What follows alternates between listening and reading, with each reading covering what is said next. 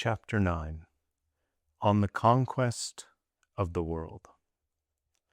St. Basil the Great says, "One cannot approach the knowledge of the truth with a disturbed heart. Therefore, we must try to avoid everything that disturbs our heart, that causes forgetfulness, excitement, or passion, or that awakens unrest. We must free ourselves as much as possible from all fuss and flutter and ado over vain things. Yes, when we serve the Lord, we shall not be troubled about many things, but always keep in mind the one thing needful." Luke 10:41.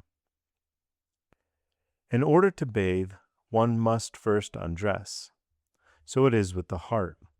It must be set free from the world's outer covering in order to be accessible to the cleanser.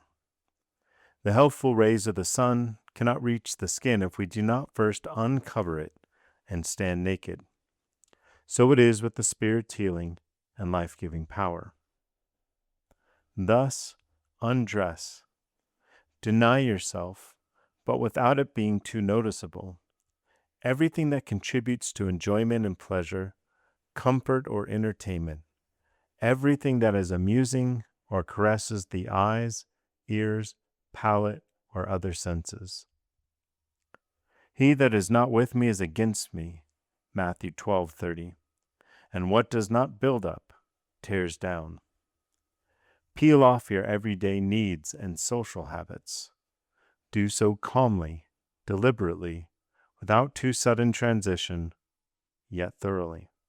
Gradually clip off as many strings as possible that bind you to the external world. Invitations, concerts, personal property, and especially all that is in the world, the lust of the flesh, and the lust of the eyes, and the pride of life. For it is not of the Father, but is of the world, and its wages war against your soul. 1 John 2:16. What is the world then? You ought not to imagine it is something sinful and tangible.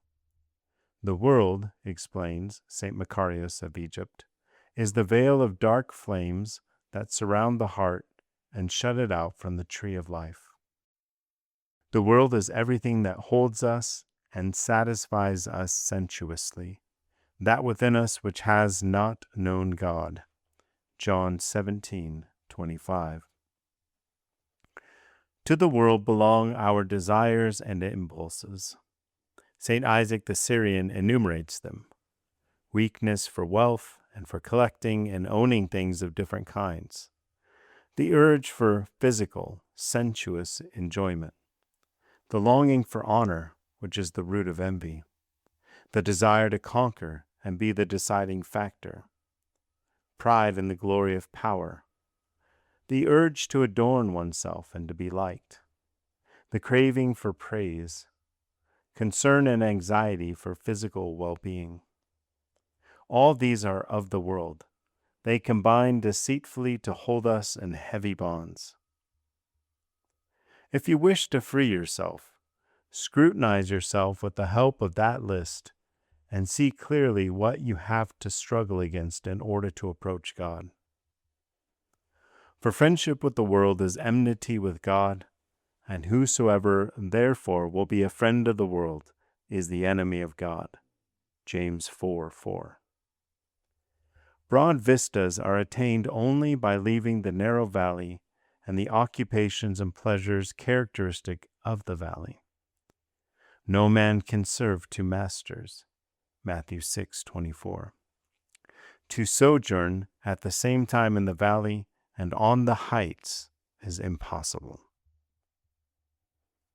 To ease the upward climb, and the more readily cast off the heavy burdens, you can, as often as possible, ask yourself such questions, for example, as these: is it for my own or for someone else's pleasure that I am now going to this concert or to the cinema? Am I crucifying my flesh at a cocktail party? Am I going and selling all I possess by taking a pleasure trip or buying this book? Am I keeping under my body and bringing it into subjection? 1 Corinthians 9:27, by lying down to read. The questions can be altered and added to according to your own habits and their relation to the way of life the gospel demands. Thereupon you should remember that he that is faithful in that which is least is faithful also in much. Luke 16:10. And do not fear the pain.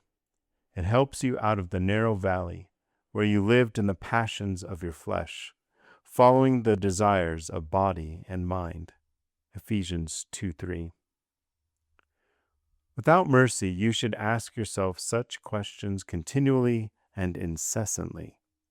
But ask them of yourself only, never, in any case, not even in thought, of another. As soon as you direct such a question outward to your fellow man and not inward to yourself, you have set yourself on a judgment seat and thereby judged yourself.